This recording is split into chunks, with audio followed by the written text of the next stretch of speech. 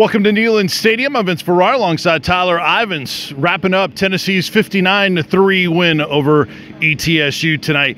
We had a weather delay. How about that? 2 games, 2 weather delays. Clearly Tennessee handled that a little bit better than they did in Charlotte, Tyler. 47 minutes tonight, a little longer than it was in Charlotte. I'll say this. There were a couple of whispers. Everybody was wondering how Tennessee was going to come out after the weather delay or the lightning delay.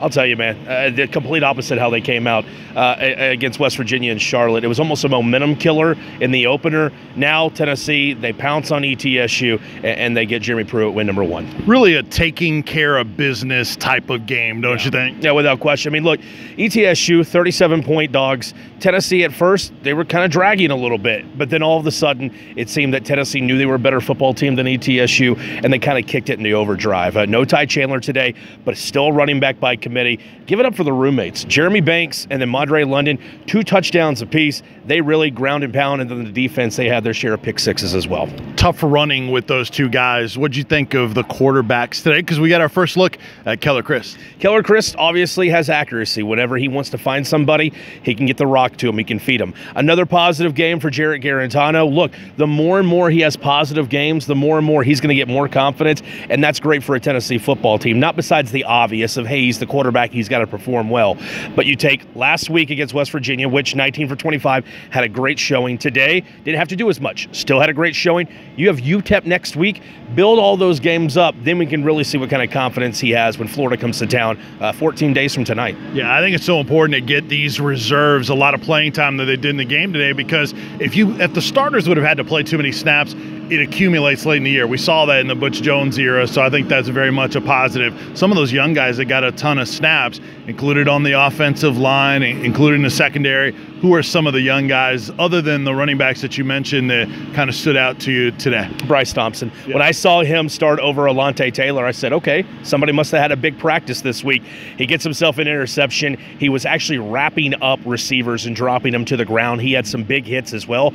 Last week, West Virginia running through some of those arm tackles. This week, face mask to numbers, out there instructing people, even some of the upperclassmen. I'm here. Here's my over-the-top help.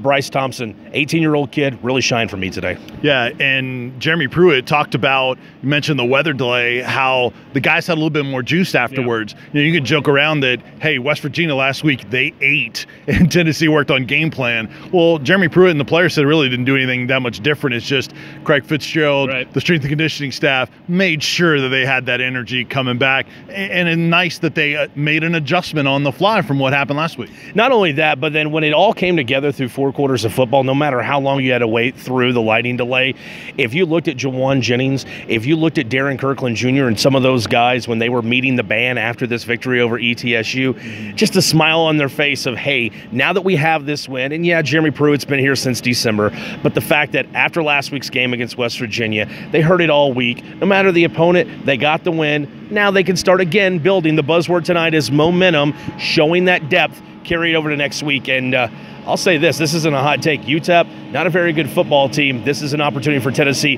get back-to-back wins. And yes, I'll say it again, Florida comes to town in 14 days, so get the countdown on. Emmett Gooden had a good day today. Yeah, last chance you. Yeah. I'll say this, man, when I was watching him, there were a lot of questions, Vince, about whether or not this guy had it between the ears, if he had the discipline, a lot of the extracurricular after the play. He got out there, he got an opportunity to chase some guys down. And to me, the big question was Tracy Rocker's defensive line during the offseason. I thought Will Friend had his hands full as the offensive line. Tracy Rocker had his hands full in the defensive line. If Tennessee by chance loses any of their guys, if Phillips goes down, if Tuttle goes down, if Johnson goes down, Emmett Gooden can be one of those guys, I think, that Tennessee fans should feel confident and be able to slide in there. Yeah, Tennessee did it in all phases today. You saw the offense, you saw the first team, second team guys, saw from the defense as well, saw from special teams. Markwell Osborne with a block punt, and then he returned that for a touchdown. Darren Kirkland Jr., a lot of the guys commenting in the postgame how cool it was to see him get that interception, return it for a touchdown. So really, I think there's a lot of coachable moments in this game, but a lot of positives in all phases also. I think you knocked it out of the park. A lot of the things that you touched on, every phase of the game, there were some positives, but Jeremy Pruitt, He'll never rest on those high moments. He said, look, the number twos, they need to clean up, and there are some things that we can do better to prepare ourselves. And guess what? Again, take a peek at the schedule. UTEP's next week, you get another opportunity to do just that, and that is kind of correct the wrongs. I'll tell you what, there are no coachable moments in the WNML seats in the press box. I think we're pretty flawless today, don't you think? Yeah, besides the fact that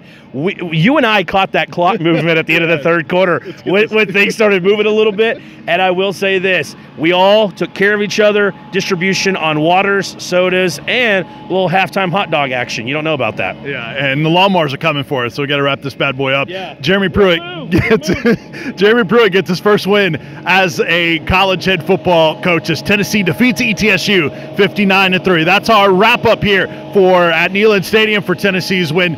Look for much more at sportsradio WNML.com. For Tyler Ivens, I'm Vince Ferrara. We'll see you soon.